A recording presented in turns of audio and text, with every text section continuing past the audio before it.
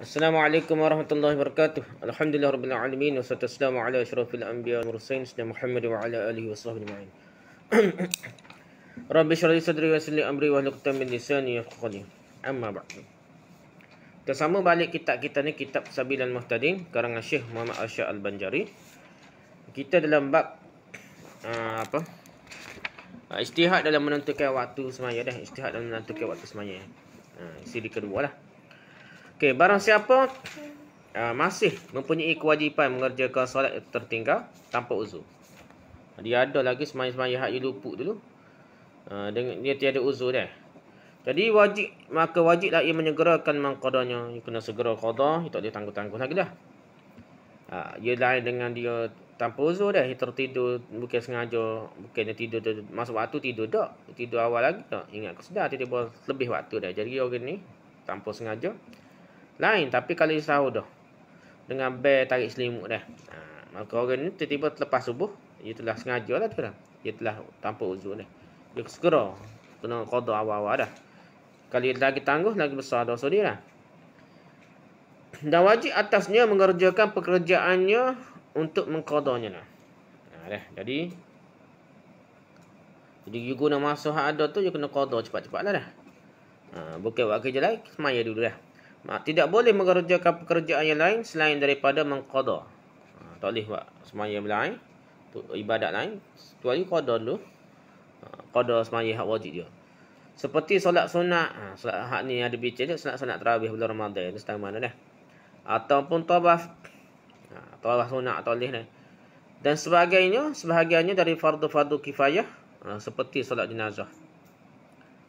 Seperti solat semaya jenazah yang lain. Semaya jenazah pun kata pasal dia tu fardu kifayah, orang lain boleh buat, dia tak boleh lagi. Dia kena sudah qada semaya dia dulu dah. Haramlah atasnya mengerjakan semua itu selama masih ada kewajipan mengqada pada waktu itu dah.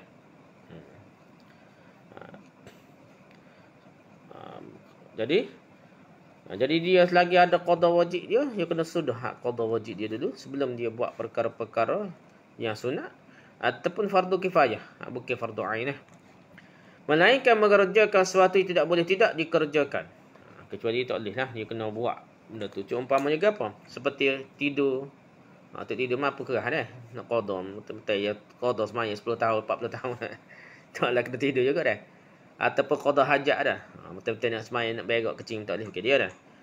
Atau mencari nafkah, nak makan minum juga dah, cari nafkah anak bini dah. Dan belanja-belanja yang wajib yang lainnya dah. Kena buat lah hak lain-lain dulu yang wajib atasnya. Yang lainnya sudah picit waktunya, masanya itulah masanya suntuk dah dan takut tertinggal dah. Jadi dia kena buat amda lain yang terpaksa buat lah. Cuma lah ni tu perbahasan je benar ni bincang ni, apabila ada pendapat dalam mazhab kita ni hak tidak tinggal dengan semaya ni hak puluh-puluh tahun dulu tu. Hak beribu-ribu rakaat lah. Setahun pun kalau kita kira 365 darat dengan 17 waktu. Berapa dah? Berapa ribu semaya dah. Pendapat tu menyebabkan kita tengok tu jadi payah nak amal pendapat ni dah. Tak boleh buat amal ibadah lain. Nak sembahyang sunat pun tak boleh. Nak baca Quran pun tak boleh. Nak buat apa tak boleh. Nak suruh nak qada semaya. Jadi sebenarnya pendapat ni kalau kita nak ambil yang realistik dah, yang boleh diamalkan hanyalah qada yang sikit-sikit dah. Tinggal sehari dua hari kau tak sedar kau gapo kau lara kau dah. Tertinggal berapa semaya kau.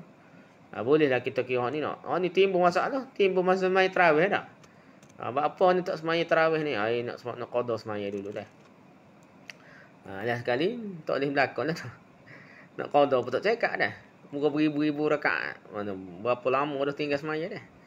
Di pendapat tu kalau kita tidak realistik lah ni. Kalau nak ambil pendapat ni, nak berbuh dalam tu tak boleh. Jadi kita boleh ambil pendapat lain lah. Kalau nak pakai pendapat ni tak. Kita kena ambil pendapat yang kata tidak perlu qada tu. Hak dia masa jahil dulu. Masa tak semaya lasu tu kira tu zaman tu bukan zaman Islam lah. Ada kira macam kafir dah. Tak semaya lasu dah. Masa jahil-jahil tu kita tak semaya bel tu. Nak qada puluh-puluh tahun tu bukan dia. Dah 10 tahun, 20 tahun, 2-3 tahun tak gerak. Setahun pun tak gerak dah nak qada. Begitu boleh tak gerak dah. Tu kita bicara dah sebenarnya orang semaya yang ambil semaya ni dia sapu atas jabirah, atas pembalut. Nah, dia patah tulang ke aksiden ke apa. Jadi dia sapu atas jabirah dia. Doktor tak tanya dia ambil semaya dah ke tak dah. Dia pakai balut dah. Balut tiba-tiba tak dah ambil semaya dah. Ikut asal kita masak kita, kalau tak ada ambil semaya dulu, lepas tu balut, lepas tu baru boleh sapu atas pembalut tu dah. Baru jadi dah. Kalau tak jadilah kira dah. Kalau dia tak apa lah masalah ada aksiden, orang darurat lah. Dia akan balik selalu tu, doktor tak cara dah mau ambil semaya ke dok lorak dah. Banyak kerja lain pula dah. Nak cakap orang lain lagi. Jadi balik-balik tu. Jadi kalau ikut pendapat masyarakat kita letih lah. Dah.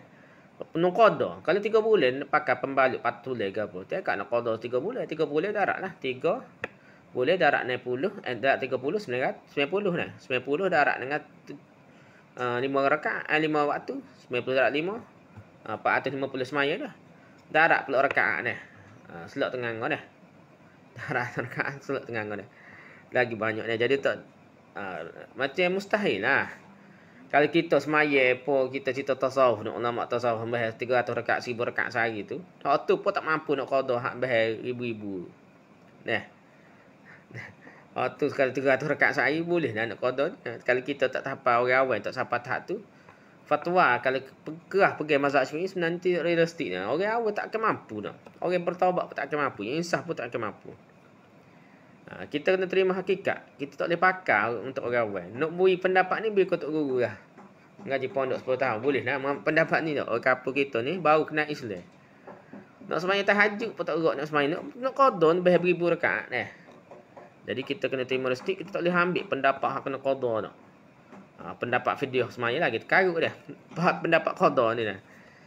Qada tu pun kalau dia banyak dah. Kita kira tak boleh qada dah. Kira tak payah tak ambil pendapat mazhab lain, tak boleh qada dah. Hak jenis pisah tinggal hak bertahun-tahun. Hak qada sungguhnya hak kalau cuba apa hak dekat-dekat, hasil sikit dah. Tinggal subuh tadi kan. Boleh dah qada dah. Okey. Lepas tu dia kata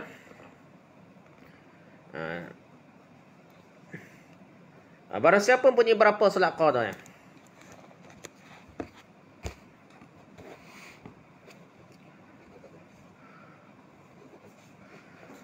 Dan ia sendiri tidak tahu jumlahnya dah. Banyak sangat dah. Bertahun-tahun tinggal dah. Tak tahu berapa. Tak boleh nak kira dah.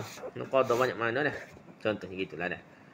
Menurut Syekh Khafal hendaklah diqadanya barang yang diyakinkannya tertinggal sahaja nak. Dia tak perlu qada belaka. Hak dia yakin hak dia tinggal dah. Gitu. Dan menurut Qadi Husain Qadi Iyad tu Melaiki ni Qadi Husain masalah kita dah. Hendaknya diqada barang yang lebih dari barang yang diyakini tertinggal. Dia kena qada benda hak lebih. Bukan hak bobo yakin nak, kena lebih nak. Berhati-hati ni. Dan menurut Syekh Ramli dalam kitab Nihayah inilah pendapat yang sahih. Pendapat Qadi Husain lah, kena qada lebih. Ni pendapat mazhab kita lah secara umum dah. Tapi gitulah kita bincang saat ni nak. Yang realistik dah. Adalah seorang tu dah. Dia ni belajar dengan ayah pada Maulana Asri dah. Maulana Asri Yusuf nah. Tok guru ayah dia tu Tok Guru Yusuf lah.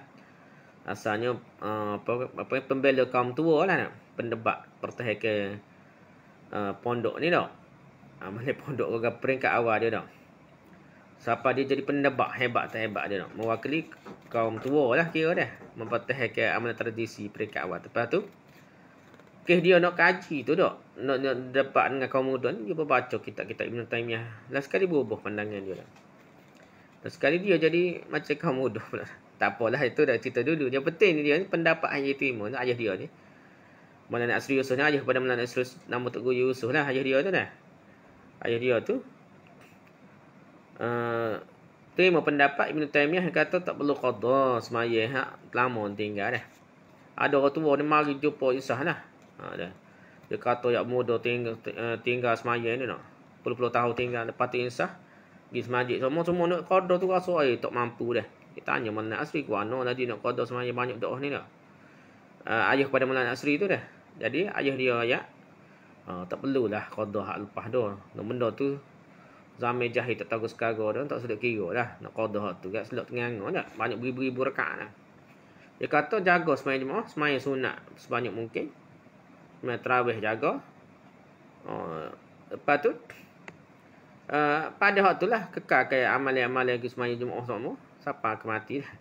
Jadi orang tu suka, orang tu jadi gembira dengan fatwa ayah dia tu. Ya, jadi jaga hak tu lah, jaga hak wajib sembahyang jemaah semua, dak sembahyang sunat, lepas sembahyang hak tu ya jaga untuk ganti benda-benda hak tinggal zaman muda dulu dah. Lepas tu ayah Maulana Asri ni meninggal. Orang ni sangat sedih, saya sangat ke ayah kepada Maulana Asri ni. Siapa dia tak tiap ketemu dah Maulana Asri dah. Mati ayah dia, tapi orang tu nah hak kita tanya fatwa ayah dia tu, tiap ke main dia depan kat kubur ayah dia dah. Sedih dengan dia kematian ayah dia kerana dia terharu sangat dah. Teringat dengan jasa baik ayah dia beri fatwa ya, boleh menenangkan jiwa dia sehingga dia mampu buat dah. Tu hakikat lah, kita terima hakikat ada manusia memang tak mampu nak buat dah. Kita jangan ke mahkamah dalam mazhab kita dah. Tak tengok dah, tak keliling ni mazhab lain dah. Sedangkan ada benda-benda yang hakikat dalam masyarakat kita tak mampu buat dah. Kali putus asa dari rahmat Allah dah. Gimana? Putus asa pakai tinggal terus semayang. Aku tak mampu nak kau dah pakai tinggal terus. Ada orang jenis gini nak. Apa buat dosa ni nak? Tak ada harapan nak taubat dah.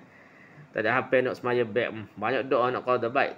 Tak semaya nasul. Adalah orang jenis gitu dah. Okay, habis gitu dah.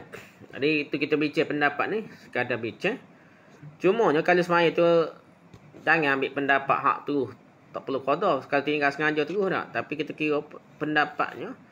Hak jenis semaya hak sikit-sikit tu nak. Tinggal sehari 2 hari kau tinggal mayasa zuhur ke apa tu. Tu kena qada lah. Ambil pendapat tu. Cuma no, kalau mereka tahu banyak ni nak. Kita realitinya tak mampu nak qada. Jadi kita kena ambil pendapat mazhab lain. Yang ada dalil juga. Ulama besar juga. Yang kita sayangi juga dah. Mazhab Ambali ke Maliki ke apa ke. Nama Hanafi ke. Yang kita kira. Yang mampu masyarakat kita amalkan. Sehingga orang awal ni. Masyarakat awal tidak meninggalkan agama dah.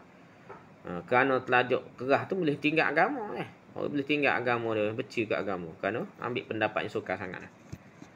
Okay, habis itu dah. Okay, kalau seorang bangun dari tidurnya, sedangkan waktu solat hanya tinggal sekadar cukup untuk melaksanakan wuduk saja. Dia bangun tiba-tiba dia berikan bangun subuh ke apa contohnya dah. Nak semaya tu tak ada dan bawa ambil semaya berdaya. Atau hanya sebahagian dari pekerjaan wuduk jadinya. Maka hukumnya sama dengan orang yang meninggalkan solat kerana uzur. Jadi dia tidur. Bangun tidur tak khabar subuh contohnya mudah sekali kan. Jadi dia ni tak ada dah. Tak ada lah ambil semaya kalau berbodai pun dah. Jadi orang ni macam lah orang tinggal semaya pun dengan ada uzur lah. Maka tiada wajib atasnya menyegerakan qadanya dengan segera dah. Tidaklah wajib. Dah. Jadi dia tak usah berlorak mana dah. Bukan je sengaja dah. Jadi dia tak payah berlorak mana. Lewat sikit pun tak apa dah. Dia ada lah dalil hadis Nabi. Ada hadis Nabi tu dia pergi musafir letih tertidur dah. Tertidur tu mungkin dia malas perjalanan musafir dulu dah. Dia malas lebih baik jalan daripada siang hari sebab musafir dulu panas matahari tu dah. Letih lah dah. Jadi dia banyak rehat waktu siang hari pada malam. Kalau musafir dulu yang beribu kilo jam mana dia tu naik motor ke apa. Jadi perjalanannya banyak hari. Kadang-kadang boleh perjalanan tak. Jadi dia rehat banyak siang hari rehat berbanding malam hari dah. Jadi jalan-jalan tu letih tu berhenti mata dah. Berhenti ni tidur sebentar. Nak tidur sebentar berilah siapa bila ke gapo jaga ni nak jangan tidur belakang ada orang jaga juga dah. Tengok tidur belakang dah. Orang hak ditugaskan untuk gerak tu. Subuh tu tidur belakang dah. Lepas ke Nabi pun bangun lewat dah. Sedar-sedar cukup belakang dah. Nabi tu sedar-sedar tu Nabi tu duduk semayang laju. Nabi kata suruh suruh pindah tempat dah. Suruh berangkat dulu. Nipai berangkat dulu. Kita berhenti tempat lain. Baru semaya dah. Semaya tu ngebel gapo semaya sunat. Gapo baru semaya subuh. Macam biasa dah. Tapi tidaklah Nabi berlorak dah. Itulah sebab tu dalil mazhab kita pun. Kalau tidak uzur tidaklah dosa tu. Dan tidak wajib segera qada semaya dah. Tapi kalau orang Macam sengaja dah. Dengan bel pun tarik selimut dah. Tak bekas bangun maka bukan tak sedar terus dah, tapi dia sedar, tapi dia bangun lewat sikit. Jadi orang yang macam ni macam bukan uzur lah. Tak ada uzur, dia lewat pun dia kena bekas bangun, segera ambil sembahyang terus sembahyang tadi dia. Jadi duk lagi tambah dia tangguh, lagi besar dosanya. Kalau seorang ragu, sudah lewatkah waktu solat fardu? Apakah telah dikerjakan solat fardu itu atau belum? Dia ragu waswah ni. Dia ni sembahyang dah kodok lagi dah. Jadi dia ni waswah. Okey, lepas tu maka wajib maka atasnya mengqadanya. Dia kena wajib qada juga. Telah apa? Dan ini disamakan dengan orang yang ragu tentang niat sekalipun telah keluar dari waktu. Dia ragu ni niat sembahyang ke apa sana ni. Jadi walaupun keluar waktu dah. Berbeza dengan orang yang ragu sesudah keluar waktunya. Apakah solat itu wajib ataupun tidak, maka baginya tidak diwajibkan apapun dah. Jadi gini dah. Kalau dia ni ragu niat sembahyang fardu ke apa, maka dia kena sembahyang mula lah. Sepatutnya kena niat sembahyang zuhur, tiba-tiba dia niat sembahyang lain ke apa dah. Ni betul-betul lah, jangan jadi waswah pula dah. Betul-betul ragu dah. Kalau jadi waswah masalah dah. Kalau ada kaitan dengan nyakit waswah, kita lawan, tak usah ikut dah. Kira betul lah. Tapi hak ni tidak jadi sama-sama lah. Kalau jadi sama-sama tu jadi poseten untuk tipu dah. Tapi gitulah pendapat ni, kita kira dari segi perbahasan fiqh ni boleh lah kita bincang, tapi janganlah siapa kita nak pergi kemah pendapat ni sehingga kita jadi waswah dah. Jangan lah. Jadi niat ni kalau you ragu, sepatutnya tak ragu, kena betul dah fardu ke. Tapi kalau kita sembahyang jemaah dengan orang sembahyang zuhur berjemaah, automatik dia betul dah sembahyang kita dah. Kalau waswah lagi tu setan iblis dah.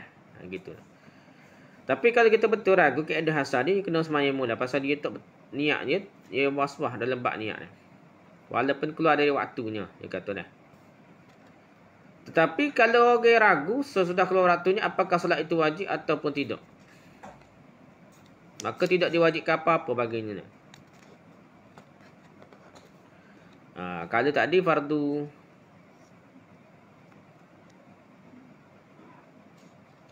jadi dia ingat gini biasa ni. Tadi dia tak ingat atau semaya ke dok so. Lepas tu dia ragu niat. Niat fardu ke niat apa gitulah dah. Jadi dia kena qada lah lebih kurang kita. Tapi kalau dia ragu ni, solat tu wajib atau tidak dah. Pelik pula dah. Maka tak wajib apa-apa. Kita kira ginilah mudah-mudah untuk orang kapur awal ni. Kita kira selagi tak yakin, kita kira hak asal kita dah biasa dah. Tapi kita dah sembahyang fardu betul ikut waktu dia dah. Kita ni bukan sembahyang sunat banyak. Dah sembahyang 4 rakaat automatik lah sembahyang zuhur ataupun asar dah. Jadi boleh mikir, kalau mikir aku niat fardu zuhur ko asar aku sana tak boleh mikir. Dah sudah sembahyang tak wajib apa-apa atas kita kira betul dah sembahyang kita dah. Pendapat ni lebih realistik dah, kita boleh mudah nak amal kita ke apa dah. Okey. Lepas tu, dan barang siapa lupa tertinggal solat isyak, apakah boleh mengerjakan solat witir lebih dahulu? Tinggal sembahyang isyak, nak sembahyang solat witir dulu. Ada juga gitu dah. Dan mengqada solat isyak lepas tu dah. Masalah ini punya dua jawapan. Dia kata ada dua jawapan dah. Dan yang lebih kuat dari kedua jawapan itu, tidak diperbolehkan mengerjakan solat witir lagi selain sebelum sembahyang solat isyak dah. Kita kira hak tu lah dah.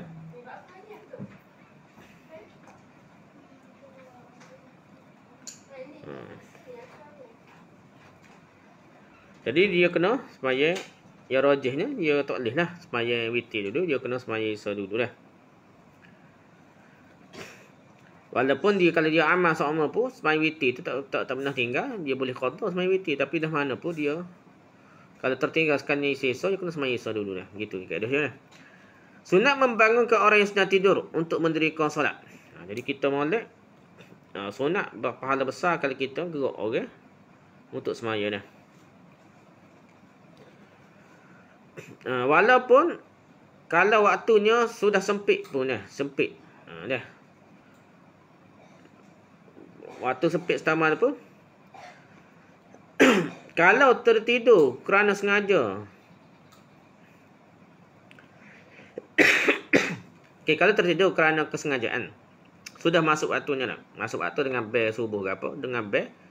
Nak tidur lagi lah bangun lepas-lepas ni nak tarik kat sini tidur. Maka wajib bagi orang yang tahu untuk membangunkannya. Jadi kena gerak dah. Tak boleh kata gerak dah dia tadi dah. Ataupun dengan bel dah sedar dah dia tu dah. Dah. Jadi dia kata tak ada payah dah gerak lah. Kau gerak dah tadi dah. Dia kira buah tu tak boleh lah. Dia tahu kalau boleh gerak lagi, gerak dah sebelum habis waktu dah. Demikian juga sunat. Dia kata wajib dah. Sunat dia kata dah. Yang bukan sunat wajib ni nak. Kalau tahu dia ni tidur, sunat ni ia kaedah umum sunat saja. Mungkin dah ada kita gerak mula dah sunat. Tapi kalau lepas kita gerak tu, dia tidur lagi dah. Sehingga waktu tu sempit. Dan kita tahu kalau kita tak gerak sekali ni dekat nak habis lalu waktu, dia jadi wajib pula atas kita gerak ni. Dah, terutama benda-benda begini kan anak kita lah dah, anak kita dah. Kita gerak dah semaya dah. Kita pergi masjid kan. Kadang-kadang ni berlaku ni tak lebar dah. Kita gapo ni kita pergi masjid dah. Anak ni tak ada cara mana dah semaya. Jadi kita pergi gerak nak pergi semaya subuh kita nak gerak anak kita.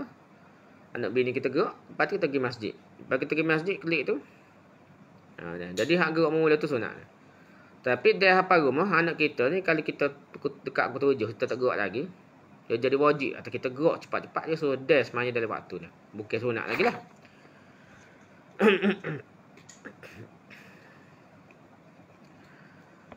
Demikian juga sunat membangunkan orang yang tertidur yang berada di saf pertama. Untuk saf pertama pun tidur. Atau yang tertidur di mihrab masjid sekalipun. Atas mihrab depan tu email lah mihrab masjid ni nak. Dan tidur juga dah. Jadi kena gerak dah. Atau di atas tempat yang tinggi seperti atap rumah, batu yang tidak berpagar di sekelilingnya, sehingga ditakutkan akan terjatuh. Kalau gitu tak gerak molek, tidur atas satu rumah. Orang negara Arab ni tak tahulah dulu, ni pada juga sudah you buat stay atap tu bukan atap kita ni. Buat stay takut ke hujan dah, takut hujan lebat kak. Kita buat gini dah rumah kita dah. Orang Arab ni ke apa? Pertama tempat itu tidak jaga-jaga lah banjir lebat tu.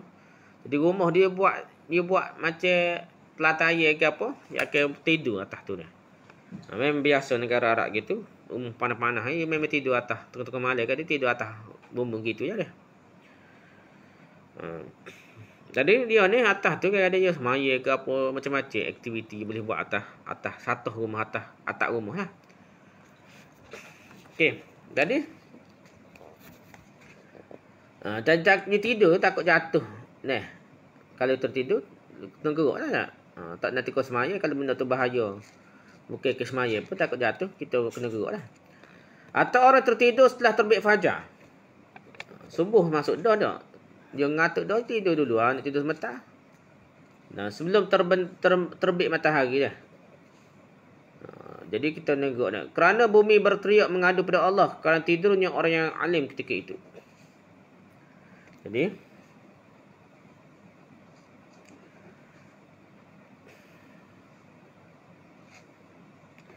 di bumi dia kata dah. Bumi ni teriak dah. Orang tidur atas dia, tiba-tiba tak bangun lagi dah. Tambah-tambah orang alim ya kan lagi sedih dah. Atau yang tidur sesudah salat asar, atau yang tidur seorang diri dalam sebuah kamar di rumah yang sunyi. Dia tidur selepas sembahyang asar ni adalah perbahasan, ada ulama kata makruh, ada kita tidak dah. Tapi di segi dalilnya tak ada kemah mana lah dah. Gitulah. Dia tengok cuaca juga tempat kita ni lebih kurang lah nak. Tidur lah mana tidur lepas asar dah. Tapi ada setengah tempat tu dia perlu rehat lepas asar tu. Kerana panah kena suasana tertentu. Dia jadi perlu tidur lepas asar. Begitu tidur lepas subuh dah. Subuh ni lagi lah. Setengah-setengah negara. Jepun ke negara alih atas ni. Mesir ke paling atas ni. Dia jadi subuh. Dia ada waktu-waktu musim sejuk ni. Dia jadi musim Bukan sejuk, musim panas. Musim panas ni jadi subuh tu terlalu awal dah. Jepun pukul 2 subuh tu dah. Jadi kita ni kalau kita tidur sebelum subuh 2 kita takut lajak pula subuh dah. Jadi kita kadang-kadang kita pisah buat benda-benda aktiviti belajar lah ke apa sampai pukul 2, 2:30 ke apa kita semai subuh, lepas tu baru kita tidur. Pasal kelas pukul 9 pagi esok pula dah. Dah. Jadi benda gini ni tidak jelas lah makruh ke apa dah secara umumnya. Cuma kalau kita kira masa tak molek lah jantung kita sesuai beraktiviti, tiba-tiba kita tidur lepas subuh lepas asar tak apa molek, asal je gitulah. Tapi kalau dia tempat yang iklim berbeza, kita kena meraihkan jugalah. Tak boleh nak kata makruh. Tambah-tambah dalil tidak terai dah. Larangan itu tidak terai dah. Atau tidur seorang diri dalam sebuah kamar di rumah yang sunyi dah. Tidur seorang diri di rumah, di sebuah rumah, di kamar sunyi ni bahaya juga dah. Ini segera juga dah. Yang seperti ini makruh kata tidur gini, tidur sore-sore di semua rumah atau tidur selepas asar dah. Atau perempuan yang tertidur terlentang. Jadi kita tengok tidur perempuan tidur terlentang anak kita, kau anak tina kita kau nampak tak comel dah. Jadi kita pun tidur molek, tidur ngiri dah, tidak. Atau lelaki tidur bertiarap. Tidur tenegak dah, telekuk, totuk dah. Kerana cara tidur itu seperti itu dibenci oleh Allah, yang kata molek dah. Sunat membangunkan orang lain untuk mendirikan solat tahajud. Dah. Jadi dalam bab orang ni terkejutkan orang tidur ni. Ada hak sunat lagi iaitu kita gerak orang bangun tahajud dah. Suami gerak isteri gerak suami untuk bangun tahajud supaya malam tu molek dah. Gerak anak pun molek kalau hak besar-besar sikit tu boleh kita ajar-ajar gerak dah. Kerana hendak bersahur pun sunat kita gerak, dan orang yang tertidur di Arafah. Kerana melaksanakan wukuf di Arafah, dia tertidur dia kita gerak dia. Kita gerak dia suruh ibadah dah. Kerana waktu itu adalah waktu untuk berdoa dan memohon ampun sebanyaknya dah. Tiba-tiba dia banyak tidur, tegak dia bangun doa banyak dah.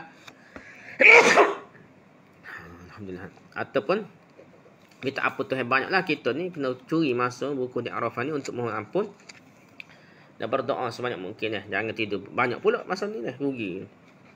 Jadi sunat kita gerak dah. Untuk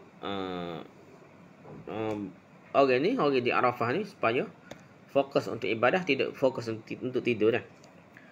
Wallahu a'lam. Setakat itu saja. Subhanakallah bihamdika, subhanakallah bihamdika, subhanakallah bihamdika, asyhadu an la ilaha illa anta, astaghfiruka wa atubu ilaik. Assalamualaikum warahmatullahi wabarakatuh.